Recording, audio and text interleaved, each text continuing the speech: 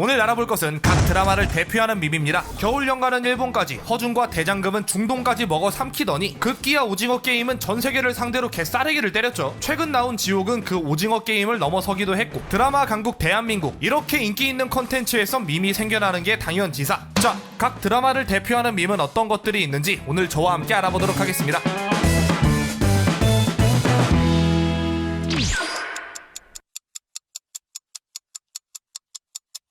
드라마의 장면이 밈이 되는 경우는 뭐 그냥 웃겨서라고 봐도 되겠지만, 그래도 영상 기승전결을 위해 좀 논아보자면 장면 자체가 웃겨서 너무 얼탱이가 없어서 밈으로 써먹기 좋아서, 이렇게 세 개로 나눠볼 수 있겠습니다. 먼저 장면 자체가 웃긴 놈들부터 좀 볼까요? 자, 첫 번째, 고경표의 에베베 짤입니다. 옛찌르기라고도 불리는 짤이죠. 이게 고경표? 이 짤은 알아도 이게 고경표인 줄 모르는 사람도 있더라고요. 그도 그럴게, 원래는 이렇게 생긴 양반이니까.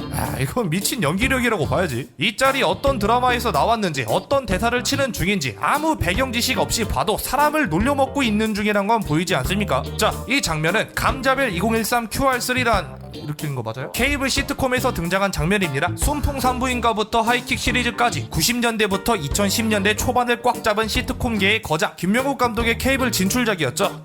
근데 좀 망하긴 했어. 이 장면은 어쩌다 나왔냐? 극중 고경표와 서예지가 남매 전쟁을 벌이다 등장한 장면입니다. 어쩐지 이런 표정은 현실 남매 놀릴 때 나오는 표정이긴 하죠. 기억 상실증으로 인해 능지가 낮아진 고경표, 그는 하연수를 좋아했는데 서예지가 하연수에게 소개팅을 시켜주려 하자 눈깔이 돌아버리며 일부러 개꼴받으라고 심술을 부립니다. 근데 하지 말라는 사람 말 그대로 따라하는 것만큼 꼴받는 게 또 없잖아. 그래서 이 장면이 등장한 겁니다. 왜 그래? 왜 그래? 또 시작이야? 따라하지 말지! 야, 이거 뭐가지 그루브 봐라. 한두 번 해본 솜씨가 아니구만. 진주한테는 그렇게 어와둥둥 내 동생 하더니만. 앞서 말했듯 드라마 자체는 크게 주목받지 못했으나 이 현실 남매 케미가 워낙 좋았기 때문에 남매 에피소드로만 3편이 제작되었습니다. 그리고 고경표가 응팔로 떡상의 길을 걸으며 이 에베베 짤은 재발굴되었고, 최시환의 단무지 짤과 함께 약올리는 짤 투톱의 길을 걷게 되죠. 이후 고경표 자신도 해당 짤을 애용한다 밝히기도 했고, 이 클립이 포함된 공식 영상은 무려 1000만 조회수까지 달성했다는 거. 근데 세상 이 장면 대사가 옛찌르기 아닌 거 약간 배신감 드는데? 자, 두 번째, 김영욱의 속사포 쌍욕 랩입니다. 할미넴 다들 기억하시죠? 2000년대 후반을 주름잡던 합성 필수 요소 중 하나. 혹시 모르는 잼미리들을 위해 잠시 보여드리자면, 시베리아 불판에서 얼어 죽으려고 하더니 십장생 같은 쌀쌀하죠? 자, 이 장면은 지연우를 스타덤으로 올렸던 올드 미스 다이어리란 드라마에서 등장한 장면입니다. 극중에서 할머니 일행분들이 30년 전통의 욕쟁이 할머니 순대국밥집을 방문했는데, 희명 엄마? 아무튼 줄도 서야 돼, 뭐 욕까지 처먹어. 아주 인고의 시간을 거쳐서 한 숟가락 딱 뜹니다. 근데 엄마야 세상에, 이게 뭐람? 맛대가리가 없네요. 욕쟁이 할머니의 맛집이 아니라 먹는 사람을 욕쟁이 할머니로 만드는 맛이었던 거임. 할머니 일액이 숟가락을 탁 내려놓자 욕쟁이 할머니도 컨셉을 위해 욕부터 받고 봤는데, 요게 김여국 할머니의 스위치를 건드린 것이죠. 그래서 등장한 장면이 바로 욕이라는 건 말이다,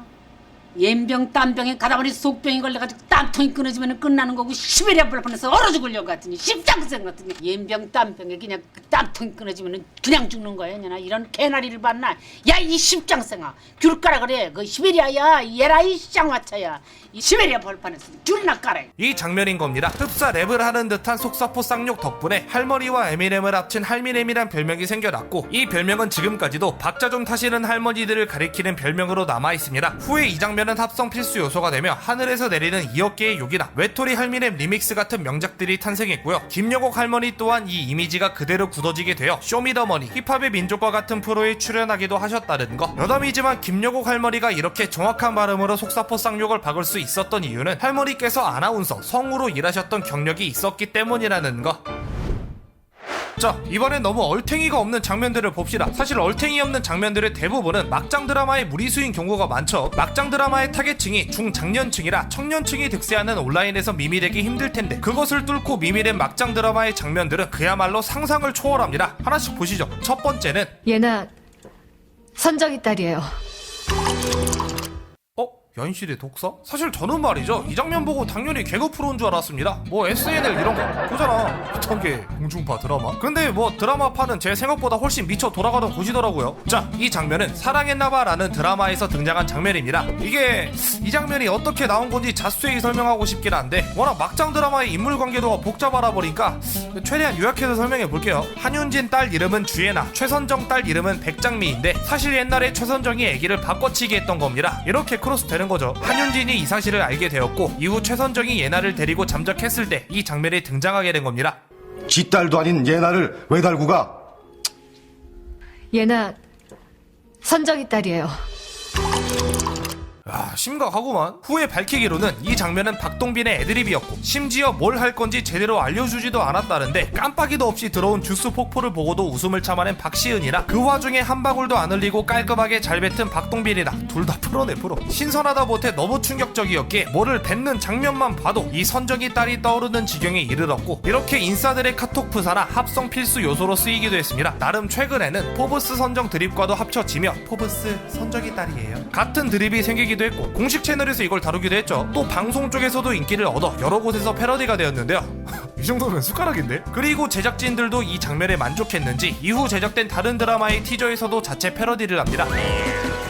이 드라마 제목이 뭐냐? 모두 다 김치. 자, 두 번째는 모두 다 김치의 김치 싸래기입니다. 연결 자연스러웠고 해당 장면 먼저 보시죠.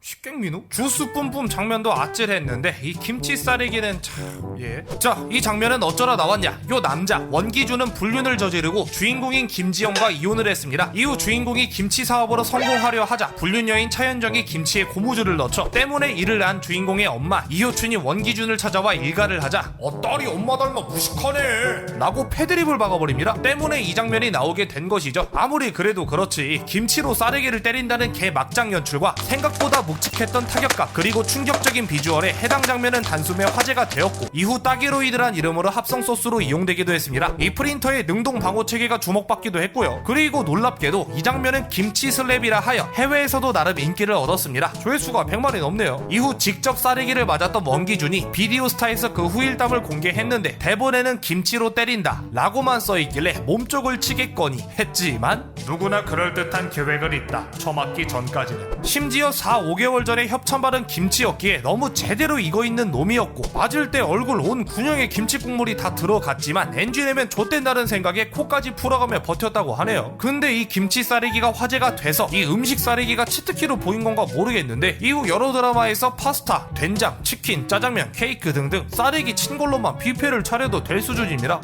먹을 걸로 장난 좀 그만 치지. 네 얘기 아니야? 마지막으로 밈으로 써먹기 좋은 장면들을 볼 건데 그 전에 관련 밈이 많은 배우 하면 누가 떠오르시나요? 워낙에 매력적인 배우가 많아서 하나만 꼽긴 어렵지만 솔직히 나는 이병헌, 병모닝, 마임댄스, 맥컬리 컬킨 등등 진지한 마스크와 어울리지 않게 여러 방면에서 끼를 부린 장면들이 밈으로 쓰이고 있지 않겠습니까? 게다가 원래 연기 자체는 흠잡을 데가 없는 사기캐고 근데 딱 하나 연기 흑역사가 있긴 한데 그게 뭐냐 하면 입니다.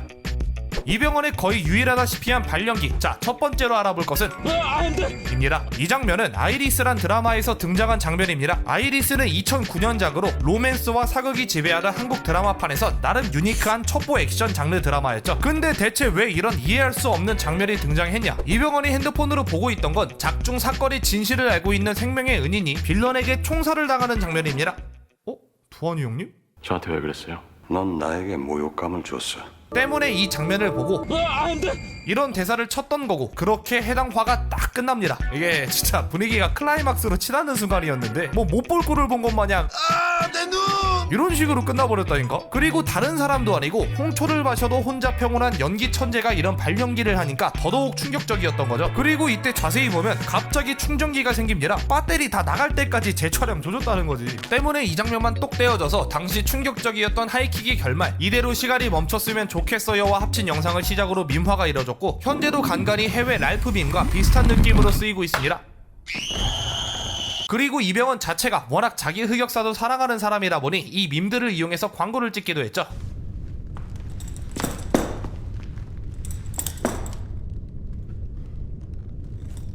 안돼! 내가 볼 때마다 웃기네. 자, 이제 마지막 파트의 마지막 밈을 알아볼 건데 사실 최근 가장 많은 밈을 양산해냈던 드라마는 당연히 이거죠.